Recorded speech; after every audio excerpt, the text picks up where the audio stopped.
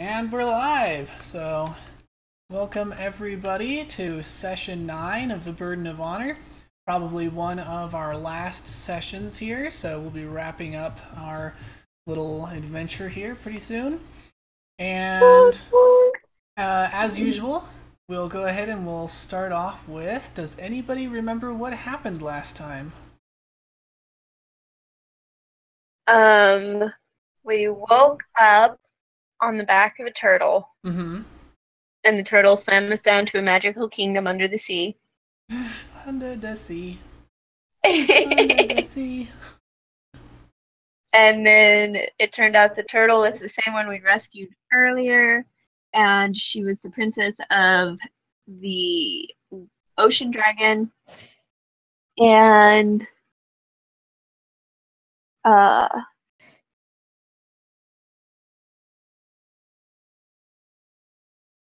okay.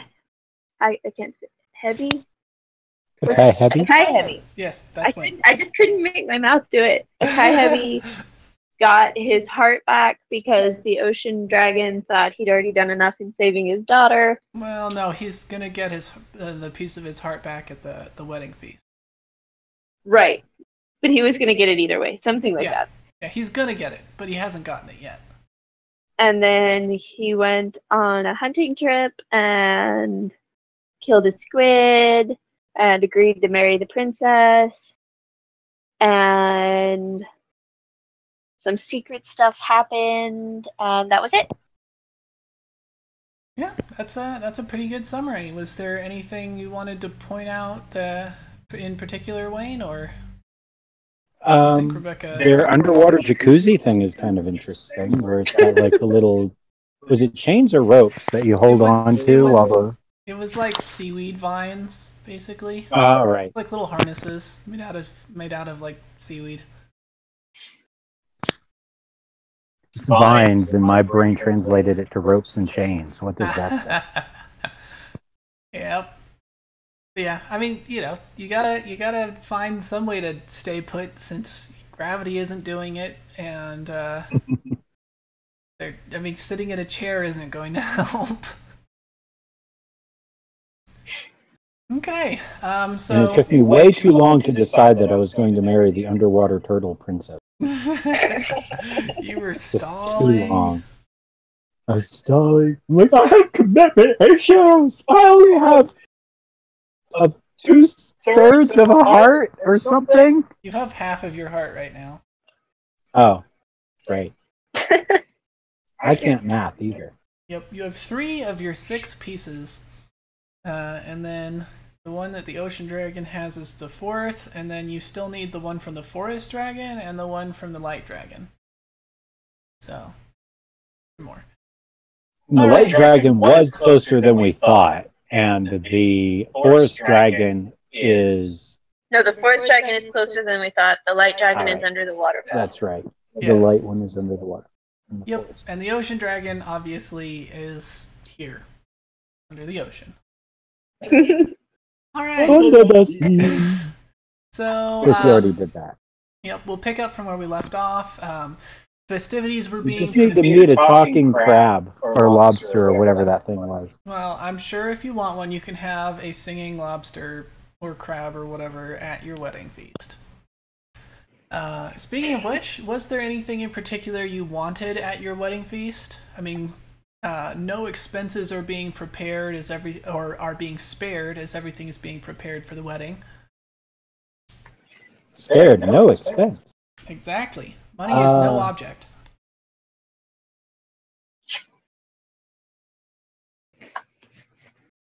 Lots and lots and lots of sushi, I guess.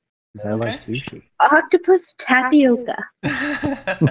Okay, both of those things are now at the wedding. So was there anything else you wanted before we kind of just fast forward to the wedding itself? Nope. What would be like the proper attire for me to wear at my wedding? Would it be my samurai outfit or would it be something else? No, it would be some sort of super fancy ceremonial robes, probably made out of your roll of eternal silk or something. Oh, ooh, yeah. We should roleplay having Swift the Tailor make that for me. Swift the Tailor does not exist in this particular area. Darn it! Darn it! Isn't she everywhere? No. At once not she's in this one. Which one is that? Omniscient? Omnipresent? Omnipresent. That's it. Nah, not in this one. Swift the Tailor does exist in most parallel universes, but unfortunately you have found one where she doesn't. But you probably the one butler fish probably helps out with your decision on your attire and the proper ceremonies to go through and all of that sort of thing. And so, slowly, I mean, well, not that slowly, there's only like 2 or 3 days between when you decided and when the wedding starts. But the day of the actual ceremony finally dawns, and so you're awoken and immediately dressed by a number of servants and brought out and given a hurried breakfast, and then whisked off to some unknown location where something that's halfway between like a cult ceremony and just a hazing ritual takes place, and you're told that this is just a traditional part of the wedding. You don't have any way to confirm that, but I mean that's what the king is saying, but he's definitely laughing the loudest at every horrible thing that happens to you throughout the process. And then once that's over, you're brought back to the castle, blindfolded. You were blindfolded on the way out and blindfolded on the way in, so you have no idea where you were taken. And you can see you are on one side of a great like a I don't know. I guess it would be a canyon if you were above water, whatever that would be called under the water. A chasm, I guess. I think they're still called a canyon. It's just like an underwater. It's kind of weird to call it a canyon underwater, so we're just gonna go with chasm. Trench. There we go. It's called a trench. There we go. And you're on one side of the trench, and you can see the princess on the other side of the trench, and she looks a bit disheveled, as if perhaps she had been through some sort of a analogous ceremony herself this morning. And she is kind of beckoning for you to come toward her. The trench is probably about 150, 200 feet across, and pretty quickly, you don't even need to roll perception for this, it's pretty obvious, a giant swarm of jellyfish transposes itself between you and the princess. And the king says, well, I guess you better get to it, boy. I bounce on the tops. You can try that, but yeah, you're going to need to make some swim checks and see if you can't get across without being horribly stung by these jellyfish. Okay. Which roll did you say? Swim. Which swim? You can use athletics if you'd rather, but I think swim or athletics is probably most reasonable choices here. Unless you want to say, I used my brute strength to push the jellyfish out of the way with my water. I don't know. If you want to come up with something, I'll let you try, but... Swim. Alright. Yeah, 21. So yeah, you make it to the other side, only a little bit stung. So only a little bit, just a little bit. Yeah, pretty much. Yeah, you've got, there's a few on your wrists and ankles, and one of them kind of like snaked somehow into your pants and got you across the buttocks. But other than that, you're fine. It's only It's only a mild burning sensation. I'm gonna need the other side tonight. Yep. So once you get over there, there's applause and some additional servants arrive bearing underwater instruments, cymbals, and I don't know, those like conch shells and those really whatever those really long kind of like doobie things. I don't know. Anyway, water instruments, and somehow are playing them underwater, even though that really doesn't make any sense at all. And you're escorted in grand style with fish and dolphins and sharks and other denizens of the deep, showering you with a rain of shells. You were escorted to the front gate of the castle, and then inside into the main courtyard where the feast's preparations were made. Was there any particular decorations or anything that you wanted to have set up? Perhaps banners with your the crest of your house or something like that? Oh yeah, there are banners with my crest like everywhere. Okay. And the reason I say that, out of character, is that I get bonuses to will saves and stuff as long as I'm under my banners. So if there's a banner everywhere, I just get the bonuses the entire wedding. So you just made a giant banner, and that's just the roof? You just ran it across. You just ran it across above the entire thing, like the top of a tent, but it's also just a giant banner. There you go. Okay. Yeah. And so then you kind of split off, and the princess, kind of to an additional fanfare and a shift in the music, kind of walks toward the front of the cathedral, or I don't know, courtyard, whatever you want to call it. And then the king takes up a position between you and her. And then you've already been briefed on this. You are to ceremonially force your way past the king. So Do it.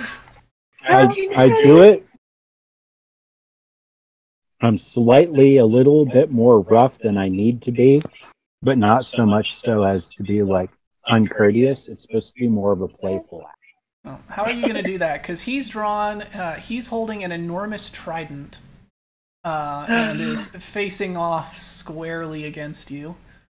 Do I have a trident? If you asked for one. You have your sword. You don't want to just have your sword or something? Or just, I don't know, it's ceremony. I don't want to kill him with my sword. It'd be my thing that I'd go up towards him with my sword, and you'll be like, roll for attack, and then I'll get a crit, and I'll kill my future father-in-law. What if you're doing non-lethal damage? Spoilers, he has enough hit points. You could like triple crit and not kill this guy, so. Oh, okay. This is an ancient dragon. You're only level 6. Okay. I'll use my katana then. Yay! Okay. So then is his bigger than mine? His trident is bigger than your katana. Durr. But your katana is sharper. See, it would have been more funny for me to use that punchline so it had a trident. If you want a trident, you can have a trident. You just need to say that you asked for one. At which point, yeah, you can have one. Well, I did, and then you said you don't want to use your sword. No, that's what I said. I don't know. It's like you have to decide whether you're trying to use your sword because that's more your culture, or if you're trying to use the trident, which is more their culture. It's like I'm trying to use the trident, which is more their culture, because I'm being all respectful and diplomatic. You have a trident, and no, your trident is not larger than his. Okay. So now that we've got the trident competition out of the way, I go do my ceremonial thing. Okay, well, you need to describe how you get past him.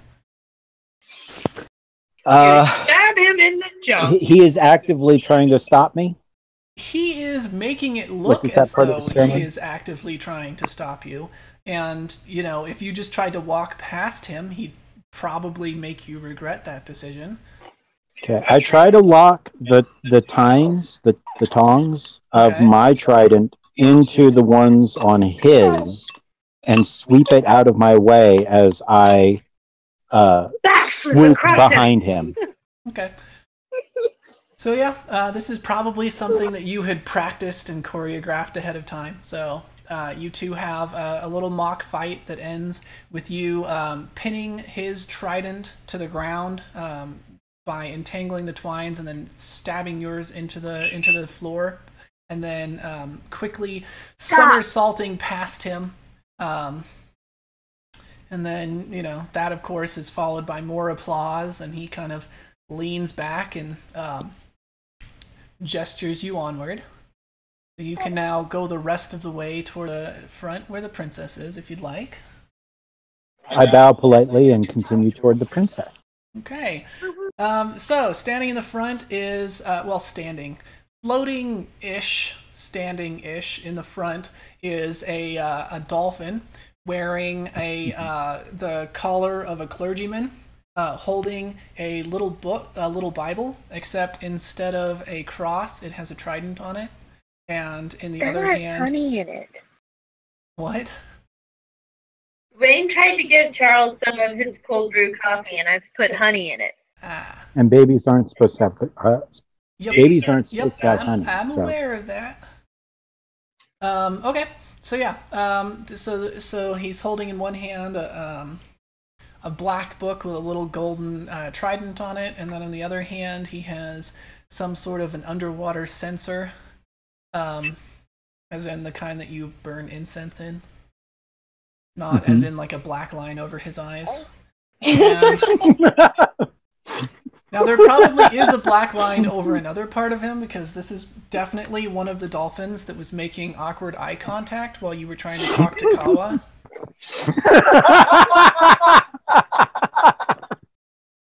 And he still makes eyebrows at you anytime you make eye contact.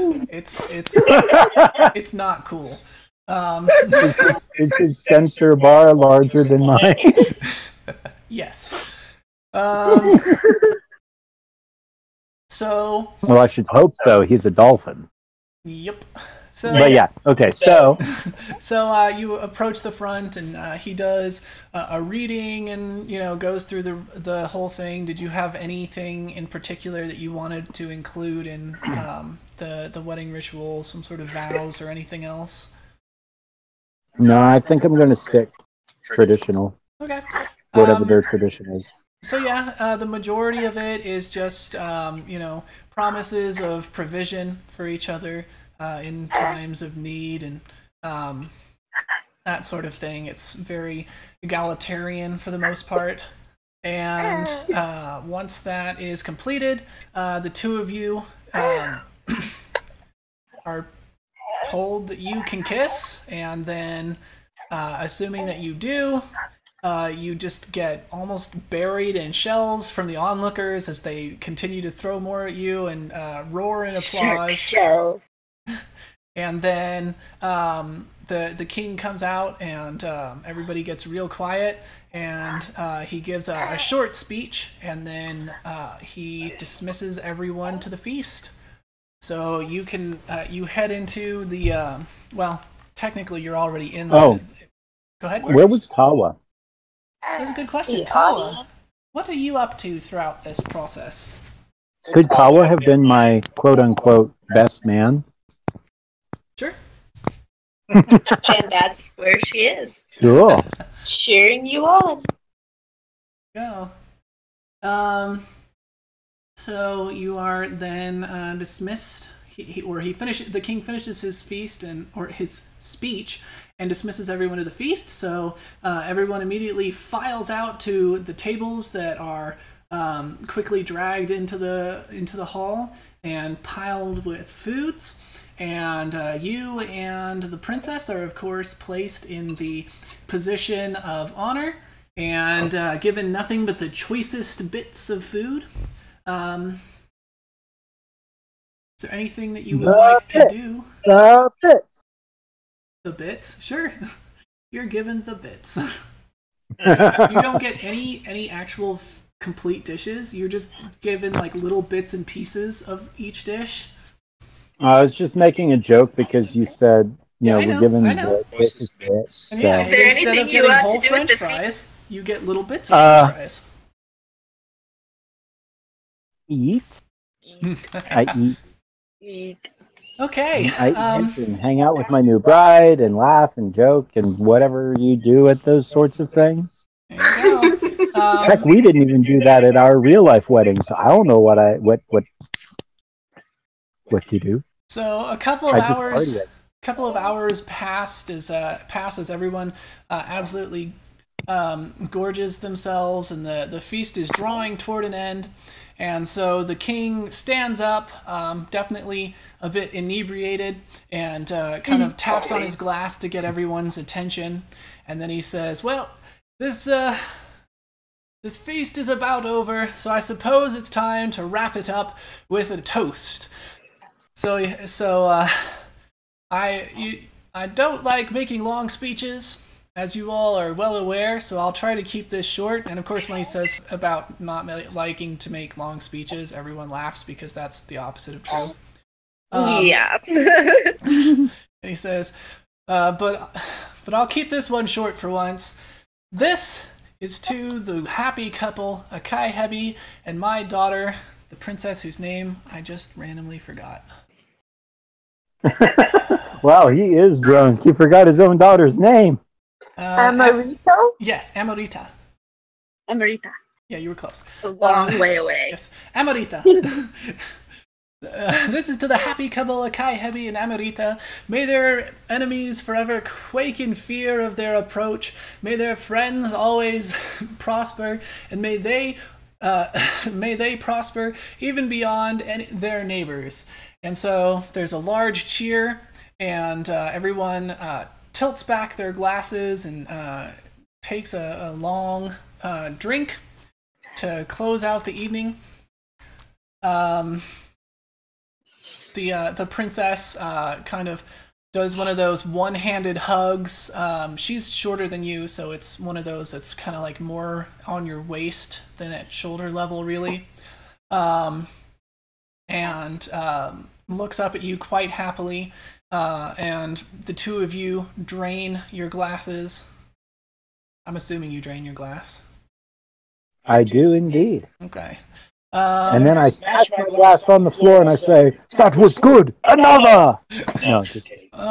Sure, but I mean, if you want to. Doesn't really work underwater. I mean, we're doing semi SpongeBob rules where we only admit that it's underwater when it's convenient, and the rest of the time we kind of ignore it. So you're welcome to do that if you want to. Nah, it doesn't really fit this character. I was just making a joke about Thor. Okay. So yeah, you do that. Hugging Amorita back. The pleasant warmth of the beverage spreading across your belly. Then the faces Rebecca's making at me in real life over here, I kind of wonder if Kawa is going to kill my character in his sleep tonight. Well, we're getting to that. Then, oh my god! The pleasant warmth it suddenly shifts into a stabbing, rolling pain as you begin to spasm and curl up on the floor. After what feels like minutes, but was really not even seconds, you begin to retch blood, and suddenly Kawa comes running up to you with a look of concern on her face and presses her hand against your temple. Suddenly ringing the bell so hard that it shatters and time stops around you. She gently places her hand on your face and says, "I have to apologize, but I just couldn't let you continue to live. You see, you're not actually Aachen heavy as you feel. What? You're a... what are they called? Brood parasite. You're Spirit. a brood parasite. You're a brood spirit that lives in the form of those who have died near you. Aachen heavy died at the falls. Akai Hebi. Akai heavy. That's what I meant. It was like, oh, hey, we're Egyptian now. Fucking heavy. You wish. I'm trying. No, you're good. You're good. And you've taken his place. I tried to allow you to take his place, but it's just not the same. You're not him. And so his legacy must die, as it already has. And she kisses your forehead and turns into a fox and disappears. What? And do I die now? Yes. I'm you dead? die. I died? So yeah. I don't even know if I understood what just happened. Yeah, Kawa turns into a fox, and while time is still frozen around you, as you're gasping out your last few breaths, she kind of takes off out of the crowd. Slowly, time resumes its normal pace as people grind back into motion. The princess is wailing and holding your head in her lap. The king is yelling orders at his servants as they spread out, looking for locking down the area and attempting to find who could have done such a thing. And the world goes black in front of your eyes and fades away as the pain finally diminishes to be replaced with a searing, empty void. And thus you die.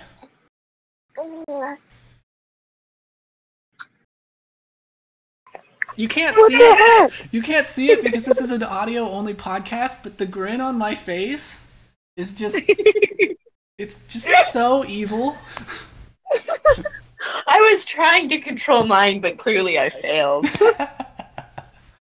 And I know my wife well enough that I could see that death was in her eyes. Dun, dun, dun. So, and not her death. The thrill of someone else's death. What the fuck? So that's my question. You're gonna have to be a little more specific. Every time we say that, I see that ghost in the first DuckTales episode. I should have been more specific. Yep. So would you like to ask a more specific question now? Yeah. Repeat everything that you said, Rebecca, because I got caught up in the not speaking clearly thing and I got a little confused. So I'm a spirit. I was the spirit of someone who died, inhabiting someone else's body. You are a brood spirit. Okay. They take on the form, destiny, mental everything of someone who's died near them. Uh-huh. If there were two of us on the turtle and you died, who was on the turtle? So Akai Hebi died. You? Megane. Megane became you. She was... This brood spirit had at some point taken up Megane's identity. Okay. And when you died, she took up your identity. Okay. And like they think they're the person. Okay. Yeah, so it's not like, some nefarious thing where they are, going around purposefully wrecking lives. They think that they are the person who they've replaced. So the giveaway was that tattoo. Yeah. I mean, for all I know, I could be one of those things right now. You don't have a flame tattoo on your hip. You're good. Oh, okay. But yeah, so if you remember way back when Kawa was bathing Megane, she noticed that there was a stylized flame tattoo on her hip. And then when you were in the kelp sauna, Kawa noticed that you now had that stylized flame tattoo on your hip. And then... And I figured it had something to do with Megane, but that's why I sent them looking for the body, so that I could then start putting pieces of the puzzle together. Mm. When they found your body, the Ocean Dragon King helped me figure it all out. Mm. And that's Okay. when we had to make you disappear. Yeah, so Kawa had to decide whether, I mean, because she was, if it was just, okay, so we should go back a ways and explain probably who Kawa is. So, well, I guess I have another question. Because I should also point out, Kawa didn't Why did God decide that this was a good idea? Because Kawa's dramatic, and there is backstory to her attachment to Akenhebi. Yeah, because I should point out, Kawa didn't just turn into a fox. She turned into a fox with 6 tails and disappeared. Oh. So that's why I have a thing for foxes. Kawa is actually a kitsune. And without realizing it, at one point you rescued she was in fox form and was captured by an oni. You rescued her and killed that oni some time ago. And so she became extremely attached to you. And she started wandering around in the woods near where your house is, and that's when she was found and cooked up her whole phony "my parents dumped me in the woods and I'm just a wild child." I started wandering around as a person, obviously. Yeah. Right. And the thing is, though, that Kawa is a yandere. Which means that she, when she finds a romantic partner, she becomes obsessively attached to that partner and will do anything to remove any perceived obstacles between her and that partner, such as other potential lovers. So every person you've ever slept with since you met Kawa has died. Mm-hmm. Including the fish. Yeah. She ate that fish. That's why she spit the fin at you. Kawa she ate that is fish. your fox. Well, she's one of your foxes. She's one of your foxes. You have some actual foxes. Wow, you foxy lady. But yes, Kawa in honor of the fire tattoo that was on my hip, I'm drinking Hatch Red Chili wine because it's spicy. There you go. So yes. Kawa had to decide if it had just been actual Akai-Hebi, then she would have killed the dragon princess to keep you apart. But with Akai-Hebi actually being... Which still would have worked for my plan. Yep. Because I still would have technically been related to the king and could have still used his That's army. why she was going to wait till this feast. Well, damn. But the thing is, there was a complication. This always happens to me! There was a complication in that Akai-Hebi was dead and you were actually Megane. And so her obsession, in her obsession, it was just like Akai-Hebi can't have romantic partners, well, someone else can't be Akai-Hebi either. If Kawa can't have Akai-Hebi, no one can. And then that's why she killed Akai-Hebi / Megane. So, drama! That was actually a term that I was familiar with, though. The one about the... yandere? Yeah, yandere. Yep. Because I downloaded a mobile game and I didn't know what it was, and it was something about Yandere. Yandere. Yeah, yandere. Anyway, it was something about that, and there's like this woman, and she's in the game, and she's all like, "Oh, I found you passed out in my hallway, and now I'm taking care of you," type of thing. She just gets all creepy and everything, Yep. And I was like, "What the heck is this?" So I Googled it, and that's what it was. And I was like, "Oh, okay." I never finished that game. Back to the podcast. Sorry. Okay, so we have 2 options here. Do we want to rewind time and either have the whole Megane becomes Akai-Hebi thing go away, or have Kawa decide that, Akai-Hebi is... it's close enough. Or do we want to just continue on? Or if you want, we can end it here and I can just describe to you the basics of what was still planned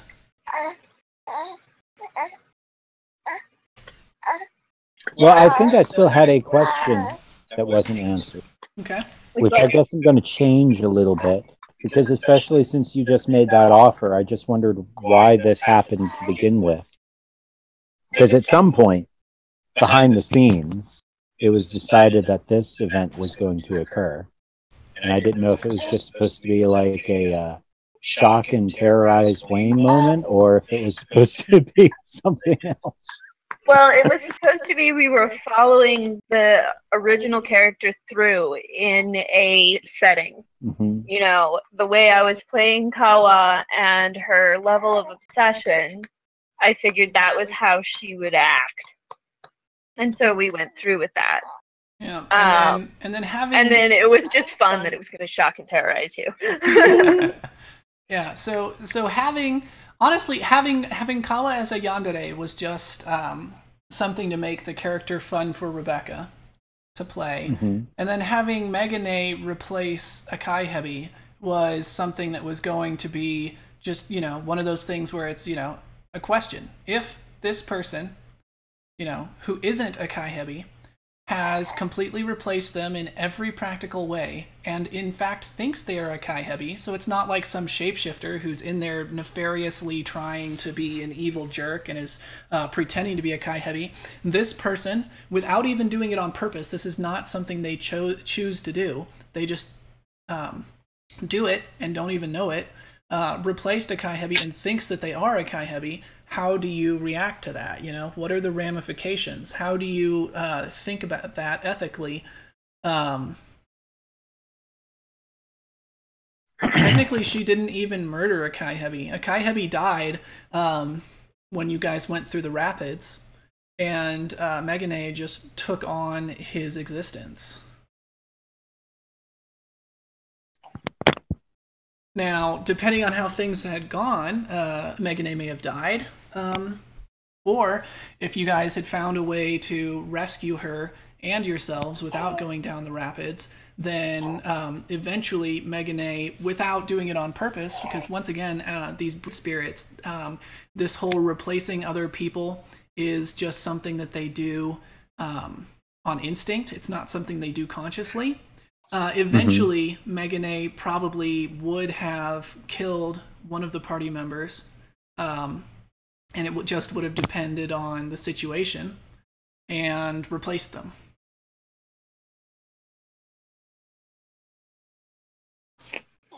So if we back it up to where Kawa doesn't kill Megane, then there's still a good chance that at some point I, as Megane, would end up killing someone else. Eventually, yeah. Because these brood spirits are essentially immortal, as long as they are not, you know, directly killed by something.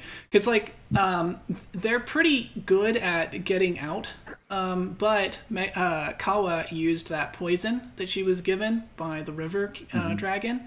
That's the only reason that she's so sure of killing this brood spirit, is that poison is guaranteed to kill, you know, one drop will kill one medium-sized creature, 2 drops will kill one large creature, etc. So she's using non-standard means to ensure Megane's death. But yes, eventually, Akai Hebi / Megane would, for one reason or another, whether that's like Akai Hebi is about to die or is in danger or something, would end up either killing someone or finding someone who's dying or dead anyway and just replacing them. Because, like, this brood spirit isn't Megane. That's just the most recent incarnation that you found. That's who you're familiar with. But, you know, she was someone before that, and someone before that, and someone before that, etc.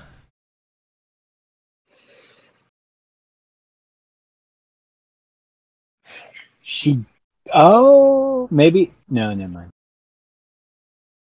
I was just going to hypothesize that maybe it was her brother before.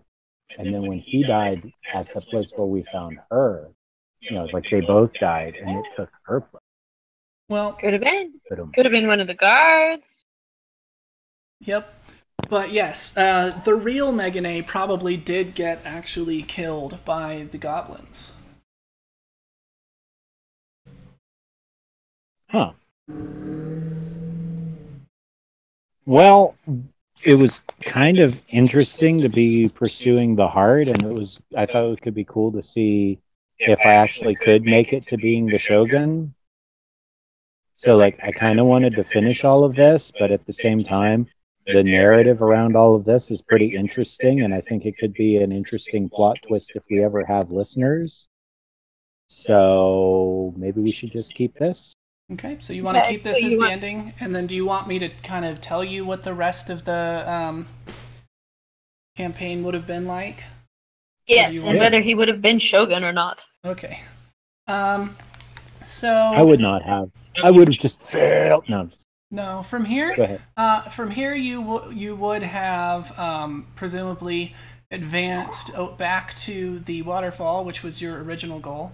And you would have been forced to meditate under the waterfall, or at least that's what I would guess you would have done. Really, what's happening is you would have noticed there was a school of koi at the base of the waterfall trying to jump to the top of it. And as time went by, you would notice that there were fewer and fewer koi left still trying, as others either gave up or just died of exhaustion. And you would have had to stick around for about a month, at which point there would be just one koi left. And finally, it would have made the jump, and so you would have presumably like meditated under the waterfall this whole time, and Crazy Kukuru would have shown up and mocked you later because he tricked you. That entire process was unnecessary. He just did it because he's a mean old man. So that koi, after reaching the top, would have been reborn as the light dragon, which this is a process that it's gone through over and over. Every 20 years or so, the light dragon dies, or I guess we should do 24 because that's all symbolic of like a day. But anyway, or 12 years. We'll go with 12 years. Every 12 years, the dragon dies and then has to go through this again. And so it would have been reborn as the light dragon and talked to you, and it really wouldn't have demanded that much of you other than your patience of actually sitting there for a month, which depending on how things went may or may not have actually been something that would be difficult for you. So then he would give you your piece of the heart back, and he would give you as your reward a single golden scale, and tells you that if you put it under the tongue of someone who has recently died, it will bring them back to life. So you would get some Phoenix down, essentially. And then the last dragon, of course, would be the mountain dragon. And so after the golden dragon reveals itself, the mountain dragon shortly afterward would have also revealed itself as the last dragon. And as you did guess, the mountain dragon is actually Tongue-Cut Sparrow, who has been helping you out this whole time. And not the mountain dragon, the forest dragon. Did I say mountain dragon? Yeah, that's okay. I knew what you meant. I meant forest dragon, who's actually Tongue-Cut Sparrow. And as long as you guys acted in a way that was, well, not you guys, specifically Akaihebi acted in a way that was befitting of a hero, and you guys weren't just like animal abusers constantly, then the forest dragon would have given you the last piece of your heart, and then everything, you would touch the heart piece, it would get absorbed into your chest like all of the others, and then everything would fade to white as you feel as though you're rushing through the clouds up into the atmosphere. You see around you an enormous void specked with the lights of millions of stars and the gaseous beauty of going blank on the word, nebulas. Nebula as far as the eye can see. And suddenly, you feel as though you were being crushed into a tiny point of or speck of matter. You feel as though you are simultaneously burning, freezing, and being torn inside out. And your vision begins to go blurry, and then one at a time, each of the stars wink out of existence, being replaced with an endless void of blackness. As that then passed, you would feel yourself slowly beginning to expand, though the burning and freezing sensation continues unabated, causing you to feel as though your insides were frozen solid as ice cubes, while your outsides were being burnt as though you were submerged in magma. Your vision slowly would begin to lighten, and you would see a dim blue light around you. And as you blink blurrily and begin to shift around, you are still unable to see other than a hazy blue light, but you can feel that you are suspended. And as you begin to flail and kick, you realize that you are surrounded by some sort of solid object. Feeling around as best you can despite the burning sensation on your skin, it appears to be smooth all the way around with no seams. Finally, as you rub at your eyes, your vision clears slightly, and you realize that these blue lights are from an external source, and around you are unfamiliar and strange machines.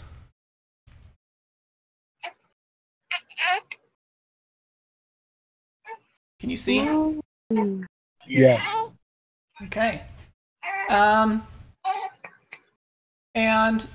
there's a light beeping noise around you, and you see strange symbols flashing across in front of you in some sort of red font. And there's a projection of a skeletal face. Boop.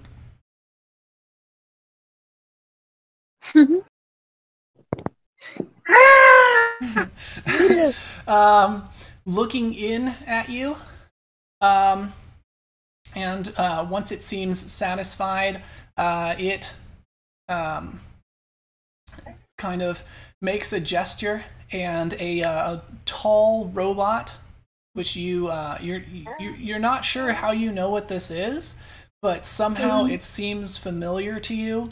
This robot rolls up and settles onto 6 legs, which it walks along like a single segment of a centipede, and then using little probe hands, it presses several buttons that you can just barely see out of your peripheral vision, and some sort of liquid that is surrounding you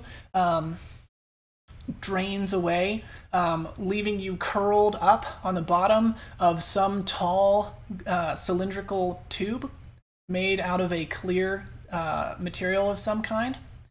And the burning sensation is immediately replaced once again with cold, but this time a seemingly more natural cold. Your internal temperature still feels as though you had been out in the snow for some time, dangerously low, and your skin is now prickling with just the normal sensations of coldness from having been wet and then now being exposed to the air. The tube around you lowers, allowing you to come out, and the robot, reaching up with its manipulator arms, kind of catches you under either arm as you collapse forward out of the tube, and it chirps happily, and then across its its face, there's a screen, and it displays the words, "To be continued!" Ba ba ba! The frick?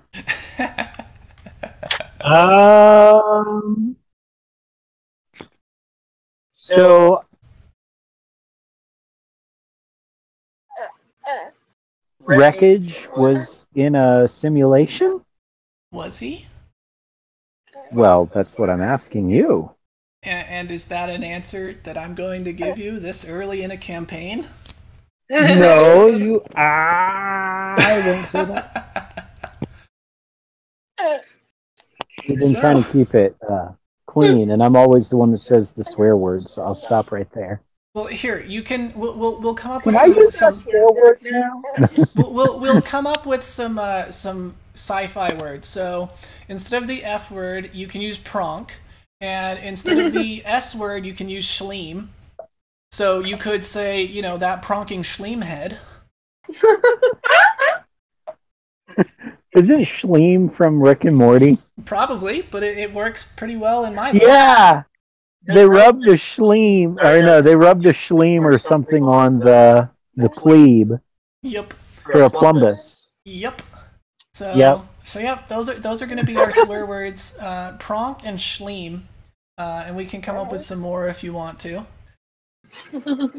Did you see the Rick and Morty theory video that I shared today? Do you want to wait until we wrap this up? So let's. I figure it would probably be of interest to people who listen to the podcast. Any other WTF reactions before we wrap up our session? Yeah, one more. What the schleeb? Yeah, schleeb. Schleem. What the schleem? Okay. WTS. So okay, I'm done. Yeah, let's go ahead and wrap up. We'll do our typical. What did you learn? So, what did Kawa learn? Oh! I should point out. This was all a dream. I should point out, as you look down at your body, you see that you're covered in hair. Of course, I forgot to mention that, but you knew that because you're wreckage. And already outside of the tube, lying curled up on the ground, is a naked alien with weird antenna coming out of the top of its head. So obviously, that's Rebecca. Obviously. Yeah. The question is, do I still feel like I'm a Kai Hebi at this point? Well, that's something that we'll get to as we transition into our new campaign. Okay. Cool. So, yeah. Because wreckage would respond very differently to a naked mantis alien laying on the floor than a Kai Hebi would. So. Well, right now, wreckage is just in shock. So. That's true. Yeah, sorry to interrupt you, Kawa. Kawa learned that this is all a dream. Is that what you said? Yes. Okay, not necessarily correct, but that works. What did a Kai Hebi learn? Or should we say what did a Kai Hebi not learn? I mean, this was just chock full of revelations. Before I say what I learned, before I say what I was going to say on that, I was going to respond to what Rebecca said with an Edgar Allan Poe quote and say, all that we see or seem is but a dream within a dream. Akai Hebi learned that he can never trust anything and that he should question all of reality. Yeah. Always. So since this is the end of a campaign, and I've learned that myself. IRL. Yeah. Never trust anything. Yeah. I was actually going to do that anyway. Since this is the end of a campaign, what did Rebecca learn?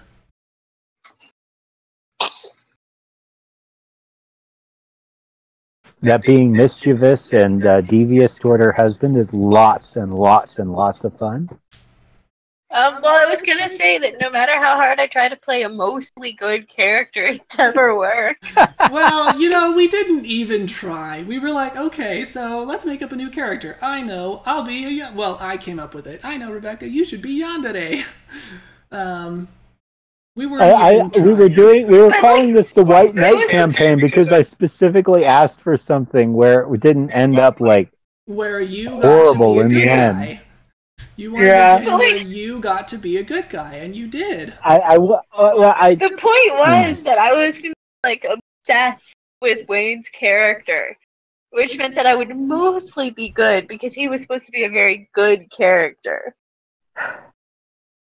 but it kind of didn't end up that way. I mean, I guess I was still most good. With two very notable Yep. exceptions. That's what I'm looking for. Exceptions. I kept trying to be a good guy, but my real self kept getting in the way. Well, not you got your chance to try it out. Hopefully you had some fun. Got to learn some stuff about Japan. Try out a very different style of story. I'm trying to figure out how much of the Japanese culture and myth and stuff that we had was like real myth and culture versus like what was made up for the world. Well, you're welcome to ask that. Well, I kind of did just now in an offhanded sort of way. Well, you need to ask about specific things. Which things were you curious about? Well, like for example, you mentioned the koi jumping up and everything, and that sounds like it could be part of a real myth, but then you were unsure about how often it happened, which made me think it could have been made up. Well, that's because in the actual myth, it just happened once. Okay. I adjusted it to be something that happens on a loop.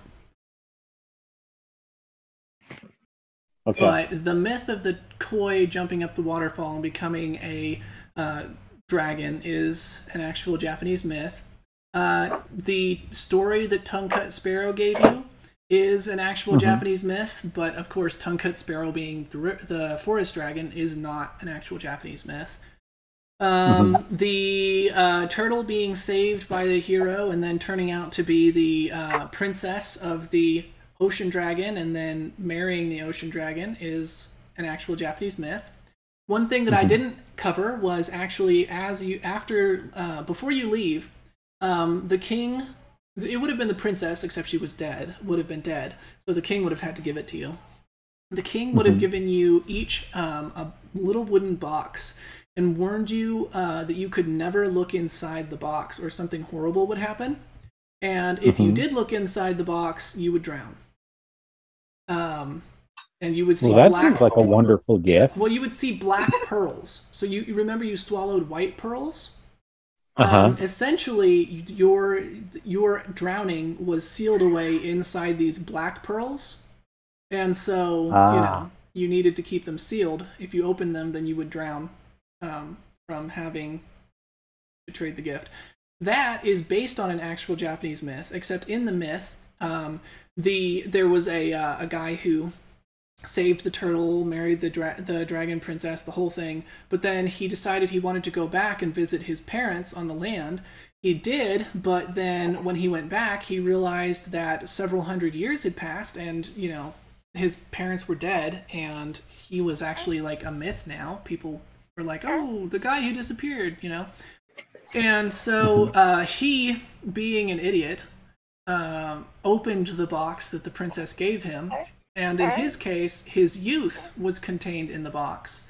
It had been keeping him alive all this time, and so now he suddenly aged up and died.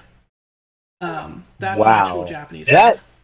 That is eerily like the tale of Tir na nog from Irish myth. There's a lot of variations on that same basic idea. Yeah, because there was a guy who met a princess. He went to Tir na nog, which is like this special, almost like Irish heaven type of idea, and he got to be a hunter and stuff all the time. And he lived with her for what he thought was a couple of years, and then he wanted to go visit his family, and he went back and found out it was like 300 years later. And before he left, she gifted him this magic horse and told him not to get off the horse. And then he finds out that he's like a myth and a legend and everything, and he meets this guy who won't believe that he's who he says he is, and he's arguing with the guy, and the horse rears up, and he falls off the horse, and then he ages all of a sudden and dies. Yep. So the whole thing about the river dragon waiting on a bridge for a hero to save him and his family from a giant centipede was an actual Japanese myth, including the fact that it was defeated by the guy getting spit on his arrow and then shooting the thing, because evidently centipedes are allergic to human spit. Now, I added in the crazy old guy telling you about it because obviously in the myth, it was just like, oh, and then he remembered that this was a thing and did it. So I needed to have some way that you would have been told that it was a thing, so that hopefully you guys would remember on your own and you would feel clever. Masterfully done. I did feel clever. Let's see, what other myths did I hit? A few others, but yeah, almost the entire thing was an amalgamation of different Japanese myths. That's pretty cool. I think you did a good job with that. You did excellent. Yeah. So, yeah, and what then about a lot of the horn at the mountain dragon? Yeah, the mountain dragon was basically almost entirely made up, and so is the shadow dragon and the moon princess. But that all felt like it was real too. Yeah, I felt like they fit well, even though I completely made them up. So obviously, I made them up on purpose, trying to make them fit, though. So that was the goal. Cool. Yeah, and before, so basically, since like the somewhere between the first and second sessions, I've actually been planning on doing this whole bait and switch where you find out that you're actually in Starfinder. And so that's why originally I had said that there were, an unknown number of dragons, because at that time I was going to just kind of keep making more content as long as people were interested. And so eventually, eventually you guys would be ready to move on, and you'd have I'd stop making up new dragons, and then you could begin your process of becoming Shogun, and all of that. But I was just going to kind of keep it going. But once I decided I wanted to run Starfinder, that's when I curtailed it to exactly 6 dragons, and started kind of keeping myself from adding new stuff, because otherwise I will just keep adding and complicating. I mean, as it was, I feel like the whole campaign was relatively complicated and convoluted anyway. It was interesting, though. It was really interesting. Yeah. I was just trying to imagine him like writing this down in like a campaign book and having other people try to figure it out. If even those you're reading and you're like, I'm so confused all the time. No, I've done a few campaigns where I've written it out to where I could almost just publish my notes as a PDF and someone could run it. This is not one of them. This has really rough notes. It has a few characters, and then I have entries for each of the dragons, so I could remember like what they were going to ask you to do, and what rewards you would get at the end. But yeah, my notes are not complete enough to actually run this. And then a lot of stuff was like,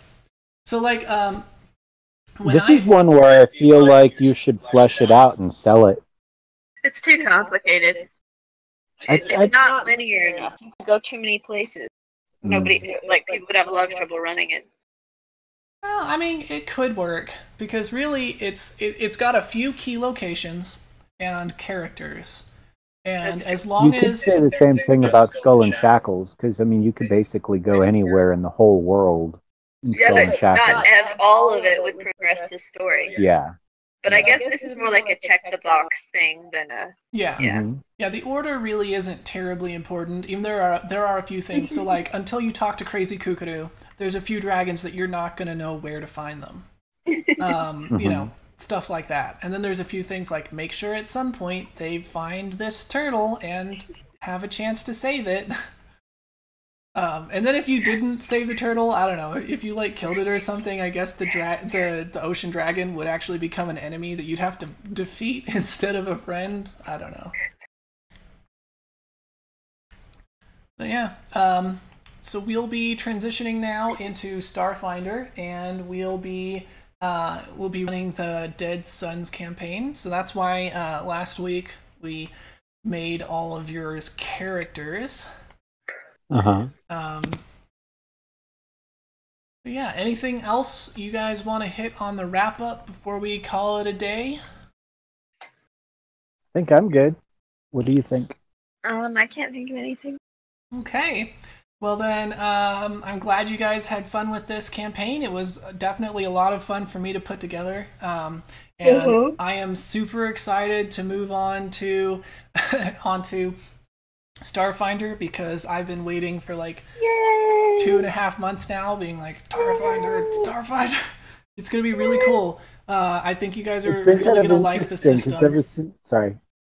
Go ahead. I thought you were wrapping up. I thought you were like done, and I was going to jump on the back there, but you still had more to say. No, I was just going to say that I think you'll really like the system and some of the way the rules are set up. I think you'll have a lot of fun playing Starfinder.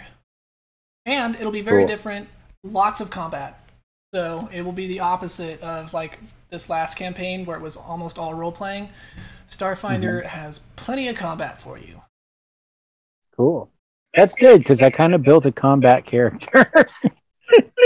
It's also bad, though, because there's only 2 of you. Yeah. But I was going to say that it's kind of been an interesting time since we made the Starfinder character, because even like the other day I was talking to Sarah at work, and I said, it's like, I want to keep going on and see if this character in this Japanese game is going to become Shogun or not. And I was like kind of sad they were getting so close to the end already, because most of the campaigns we've done are so long. But I'm also like, I want to play my new character in Starfinder that we made too. So this way I've kind of gotten to have my cake and eat it too. Yeah. Yeah, you got to see how it would end. And we really, I mean, the stuff that you would have finished up the campaign and hit the actual end in it at most 2 sessions, unless you started delaying on marrying the princess again or something. Or unless you had decided not to do Starfinder and had been planning to do this perpetually for a while. Yeah. Yeah, and I had to work really hard to keep myself from just adding more content so that it would eventually end, because otherwise I would have just continued to make things more and more convoluted and complicated and more stuff to do. Like I know. Come up with you're the one. You're the one that was all like, "Hey, you guys want to play Pathfinder next Friday?" And we're like, "Yeah." And then Friday, you're setting up, and you're like, "I blame you guys. I was up till 4:00 last night." And we're like, "What?" You're like, "Yeah, I was up till 4:00 last night making all this stuff." And we're like, "Why do you blame us? We didn't ask you to. You offered to play. We thought you would have more time to play. I'm sorry." It is really, really whiny when there's an echo on that whine. I was only up until 3:00 last night. Yeah, I wasn't sure how long I could draw out just a wedding feast and then killing you. So I have some, like the beginning of the Dead Sons campaign set up so that if we had gone through the rest of it really quickly and actually wanted to play some of that, we could. But I think it's been about our hour. No, I think we were going to play this weekend too. We are? I think so, because last week we were going to do 2 play sessions and we didn't get around to that. So I thought we had moved it to where we were going to do another one this weekend. Last I heard, we were actually just going to play last weekend, and then we didn't, so... Yeah. These plans are new to me. Play this weekend? Okay. How about we wrap up, and then we'll talk about it, so... Yeah. Thanks for joining me. I'm glad everybody had fun on the campaign. Hopefully, if anyone ever listens to these, I'm sorry that they're awful, but hopefully you got at least some amount of joy or pleasure out of them, and... thanks, everyone, for joining me, and I will see you again next time. So, bye! Bye!